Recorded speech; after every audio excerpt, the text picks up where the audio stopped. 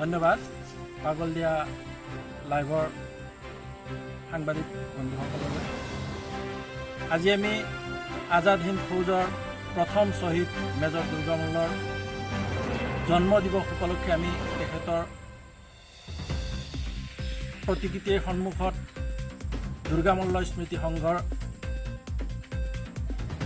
তেখেতক সন্মান জনাই আজি তেখেতৰ জন্ম দিৱস উদযাপন কৰিছোঁ। গতিকে সেই স্থানত আমি উপস্থিত হৈছোঁ।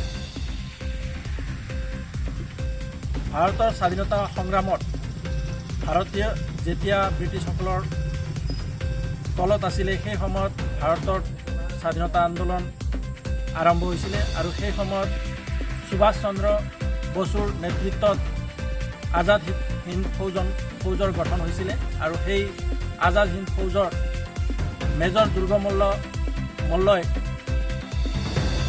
সুভাষ চন্দ্ৰ বসুৰ নেতৃত্বত যিটো ফৌজ গঠন হৈছিলে তাত মেজৰ হিচাপে যোগদান কৰিছিল।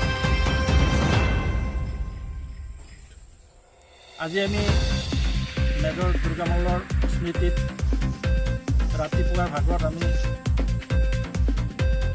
সমূহীয়া হিচাপে কণ ছাত্ৰ ছাত্ৰীৰ মাজত খেল ধেমালি অনুষ্ঠিত কৰিছোঁ আৰু এই সময়ত আমি পুষ্প জ্বলাই তেখেতক আমি সন্মান যাচিছোঁ।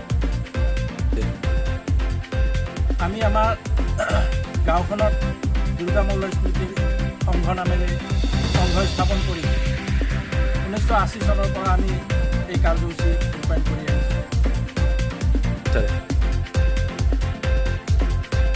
মেজৰ দুৰ্গামল্লৰ যি দেশপ্ৰেম দেশভক্তি সেই দেশভক্তি সকলোৱে যাতে নিজৰ দেশৰ প্ৰতি আন্তৰিকতাৰে আদৰি লয়, দেশ